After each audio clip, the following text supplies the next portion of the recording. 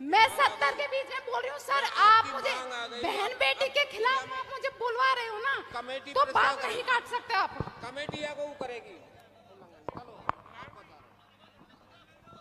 इस तरह से पंचायत होती है क्या? अलग अलग होता जाएंगे इस तरीके से तो देखिए, तो फिर आप खुद ही कहो नहीं इस बात को।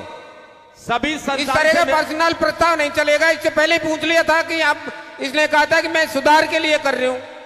इस तरह से बहुत महिलाएं हैं, कहां सुधारोगे आप? ये पंचायत समाज सुधार की है, इस तरह की नहीं है, अलग अलग मांग करने की नहीं है।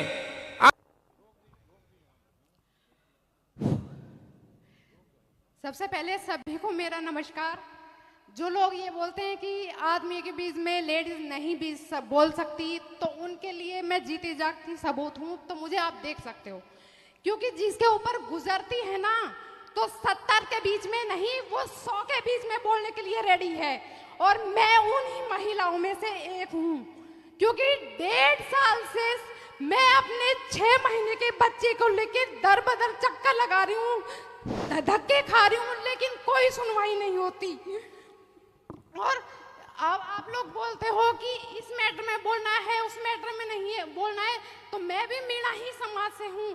क्या आप लोग मेरी इतनी मदद नहीं करेंगे? अगर मैं आपसे इतना जानना चाहती हूँ कि जब गांव की बेटी से, बहू से अगर पंच पटेलों के बीच में ही गलत किया जाए, तो उसके जिम्मेदार कौन होगा? कौन लेगा उसकी जिम्मेदारी?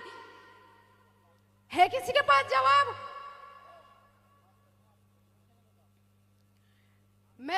मैंने इस चीज को पहले बोल दिया था कि मेरी बात नहीं काटी जाएगी।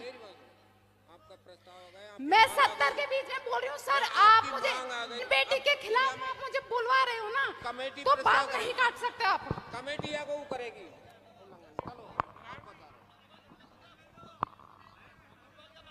आप बैठो।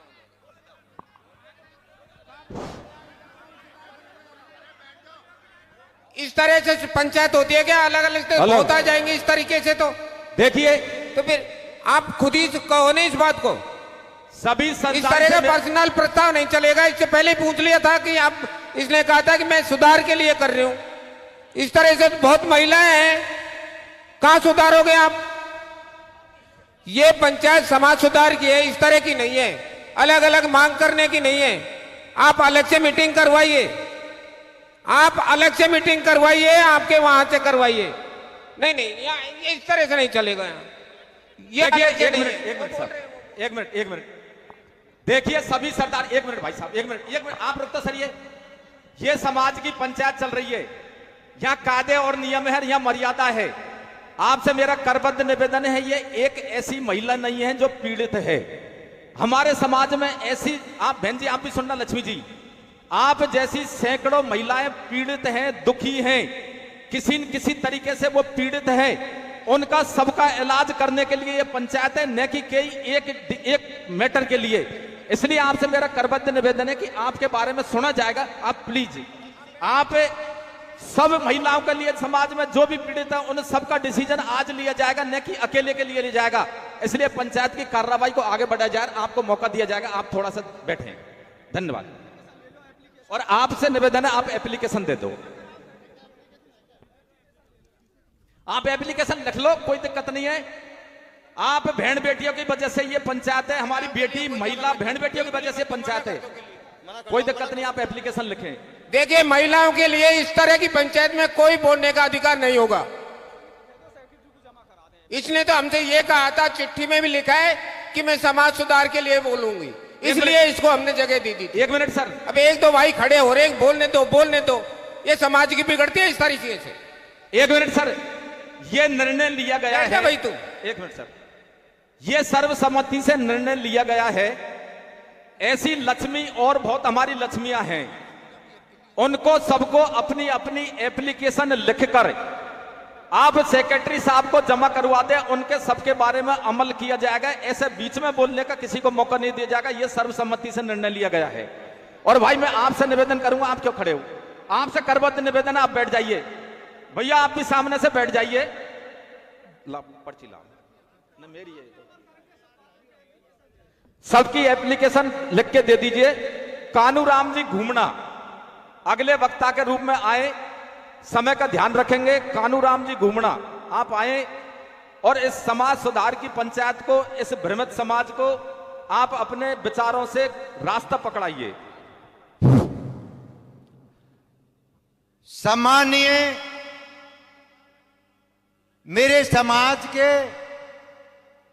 अध्यक्ष महोदय एवं कर्मठ और समाज के इंजन मेरे मंच, सभी आए हुए पंच,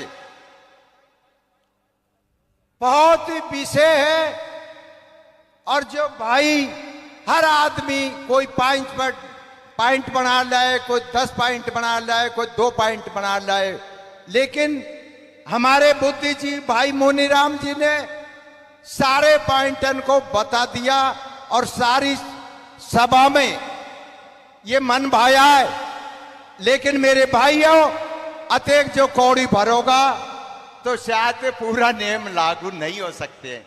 5 पॉइंट समाज के मुख्य पॉइंटन पे ध्यान दे लो, 5 पॉइंटन को उठा लो और ये 5 पॉइंटन को यहां कर तो जाएंगे, लेकिन इन पे अंकुश नहीं लगा होगा तो लोग नहीं मानते। क्या करेंगे पटेल, हमने यह कर दिया, लो आपको अंकुश अलग से अंकुश बना ले। अब क्या अंकुश लगाना है, सभी सोचनीय बात है। एक तो मेरा व्यक्तिगत सुझाव है कि भाइयों, एक तो लड़की देखबा 5-5, 10-10 जना जा रहा है, ये महा बेकार है। और एक ये जो गोद भराई, पछुआरा बोले झोड़ भराई, आपने बोले गोद भराई, यह कतई बेकार है। गोद भराई लड़की को देखबा, आप बुद्धिजीवी बैठे हैं वो बना ले कि कैक आदमी जाना है, मैन किसको जाना है, सासू कौन बनेगी और लुगाई कौन की बनेगी। भाइयों, दोनों की छूट दे दे, मेरे तो व्यक्तिगत सुझाव है। वैसे आप सदन जो भी निर्णय करेगा उसकी पालना करेंगे और पालना ठोस करना है। ये बिल्कुल, ये गोद भराई तो बिल्कुल ही बंद कर दो। तीसरा प्रथा मैंने सुना अभी मोरा गांवड़ी में फिर से चालू हो गया दानापुरी, जबकि बड़ी मुश्किल से तो बंद हुआ और फिर चालू हो गए। गंगा जी से आते हैं 5-5, 10-10 पीएस और मुंगाबला गमीर भाइयों नया, ये काई चाल है। एक मीणा समाज एक बिंदु को घटाए तो 2 बढ़ा दिया।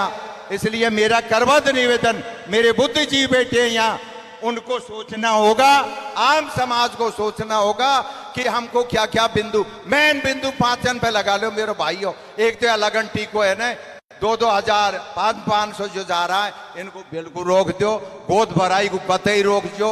और लाइट बच्ची को देख पर मात्र 2 ही आदमी जाए, न कि 3रो 5वां जाए।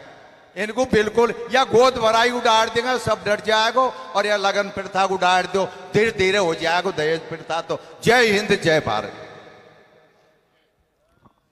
आदरणीय अध्यक्ष महोदय, अभी आपने सम्मानीय कानूराम जी निवासी घूमड़ा तहसील सिकराय को सुना।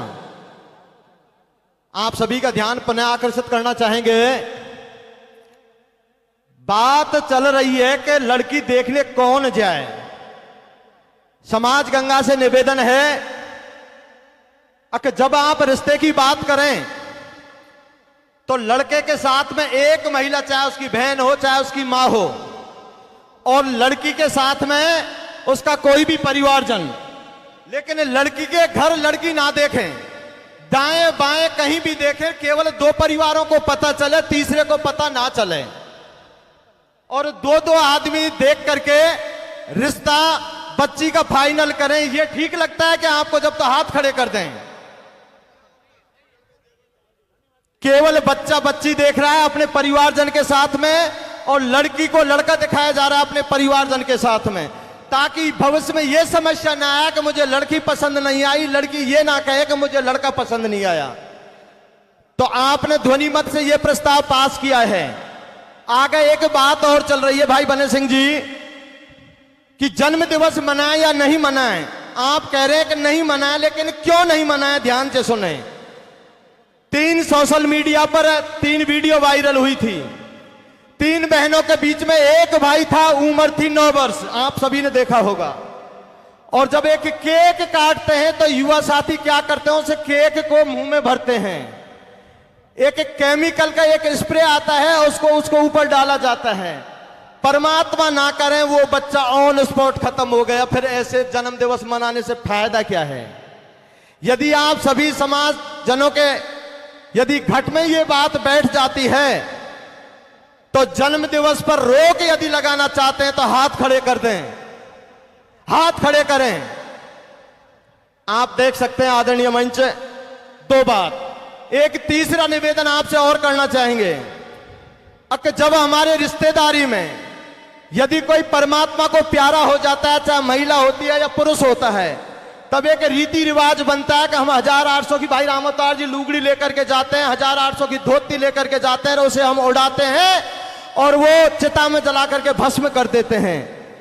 हजार का नुकसान, यानी कि 10, 15, 20 हजार के कपड़े जल करके भस्म हो जाते हैं। यदि समाज गंगा के मन को भाती है तो आज के बाद यदि किसी की रिश्तेदारी में ऐसी कोई घटना घटती है तो एक श्रीफल या चंदन की लकड़ी या तुलसी लेकर के जा सकते हैं। ये बात अच्छी लगती है तो हाथ खड़े करें।